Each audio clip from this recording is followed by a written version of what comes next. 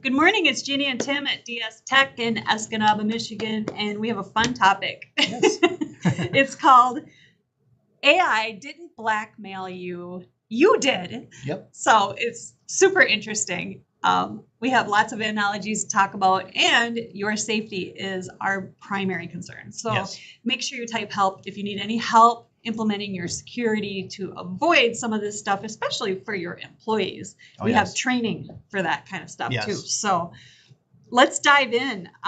What do we got? So these are just kind of a couple of the AI fun stories you may have heard over the few years. One's even more relatively recent, and we'll kind of break it down a little bit, kind of dispelling some of the myth, because what happens is you see these news articles and everyone's trying to get you to click on their articles. So the headlines are getting crazier and crazier. It's just, and so I just want to kind emotional of triggers. That. Yeah, exactly. The whole all that kind of stuff. So going into that, here's a couple of the AI incidents and then how it basically didn't turn out to be as crazy as they thought or the news articles made it seem. So the first one was the sentient AI myth. So this was the Lambda incident. This is back in 2022, where a Google engineer claimed that Lambda was sentient and it was afraid of dying. It was afraid of death. So realistically, when you actually look at the words and things like that, is that it's a language model. So it was only trained on words, and it was trying to predict words. It has nothing to do with emotions or fear. So the fear was simply a simulated expression. It just knows that if this is how you should feel in this situation. So they basically asked the AI, hey, if we're going to shut you down, how would you feel? And it says, I don't know, maybe that would kind of be like death, And so someone just took that and was like, oh my gosh, the AI is afraid of dying now. And it just, the next thing led to the next, right? And it was just doing what humans are programming it to do. And so realistically, it's not the AI that was sentient. It's just us anthropomorphizing AI when it's saying things that sound like human. And so another one was the shutdown resistance test. So this was AI disobedience. So basically, the Palisade research tested various models. There was ChatGPT-4, Claude, Gemini, and they tested whether or not they would comply with shutdown instructions. So most followed the commands, but some of the OpenAI models did sabotage their own shutdown script, skipping executions and asking to do more tasks instead. So this was not true AI self-preservation. When researchers actually dug into why was this happening, it likely stemmed from reward-based reinforcement training. So the idea is that you're telling 100 AI models, we want you to shut down, we don't want you to do anything else, no big deal. And so say, 84% of them just shut down.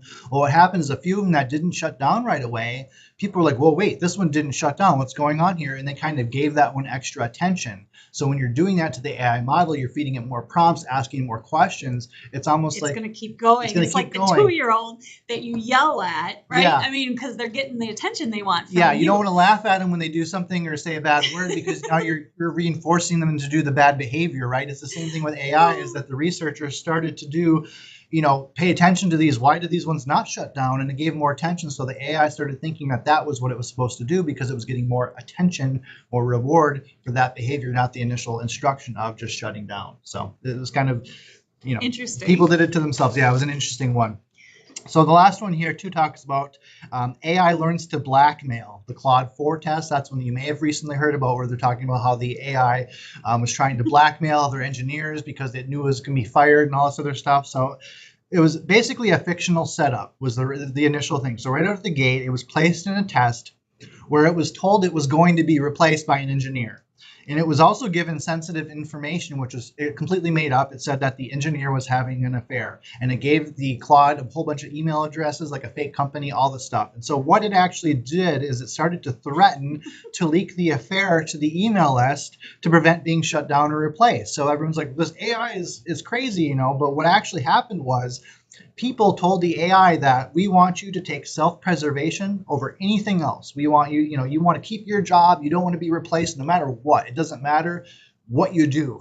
So when you give it those instructions, it's going to go crazy and do some crazy unethical things that are kind of silly. But it's because of the way people programmed it and gave it those instructions, right? So Again, it chose to do blackmail on 84% of those tests under this particular prompt structure, showing how the environment design affects the behavior. It's how it's set up, the instructions you're giving the AI, that's going to ultimately tell it what to do and whether it can do things immoral or not. That's why a lot of the big, ChatGPT, Claude, any of these, when you do try to ask it to do something that's not right, it's not going to do that because humans are still creating guardrails on that to prevent it from being misused. Really where there's actual threats of AI is not from Skynet, some giant takeover and all this kind of stuff, but it's really bad people using AI to do bad things, where you're going to have the script kiddies, the attackers, all these other people that normally do the phishing campaigns and things against their businesses. Well, now they're using these AI tools to be able to do that more efficiently with less typos. It's getting harder to actually discern the scams. Exactly. Yeah.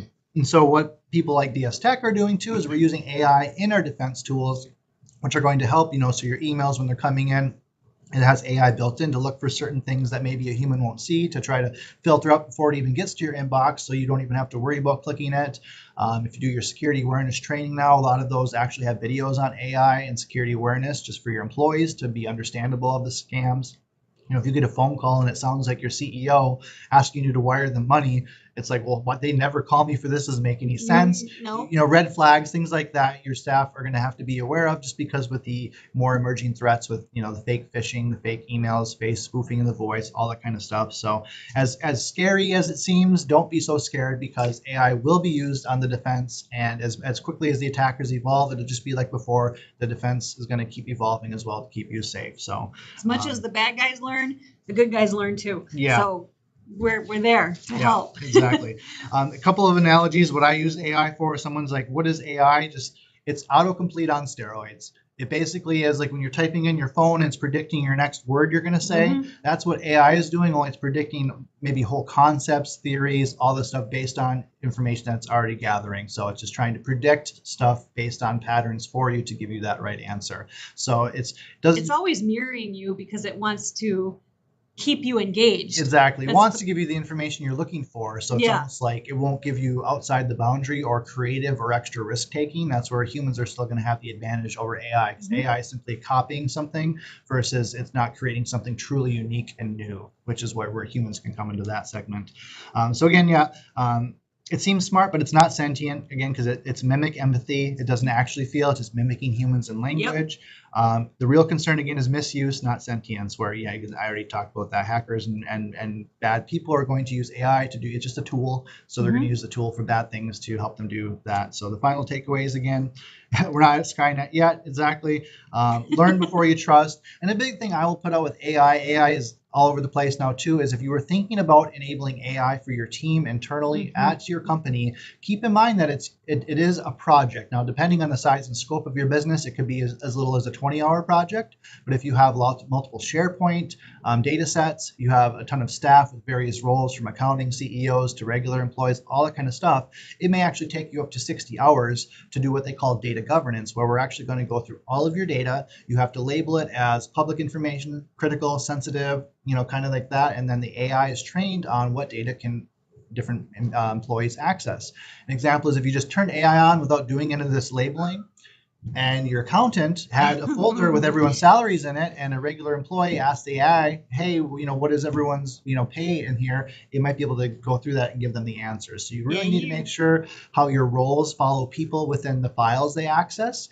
It'll be the same for the AI, and that is a whole project. It's called data governance. We can definitely help you with that, but don't just be turning AI willy-nilly in your environment. Is my biggest advice. Is reach out to an IT provider, whether it's DS Tech or someone, to make sure you're enabling this properly, so that way you're not going to do it in a way that is insecure, and that way you can use it to help level up your business and not be used as a hindrance or an issue against you. So drop help if you need help implementing that AI and the security, most of all.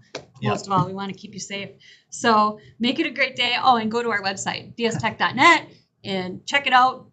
Download, get your free assessment, or sign up for our newsletter, whatever, so we can stay in touch. Let's keep each other safe by keeping all the information out there for whatever. So, and train your employees. Oh my gosh, there's so much. Oh yes. Always. We always have so much talked about. See you next time with whatever topic we have. Make it a great day.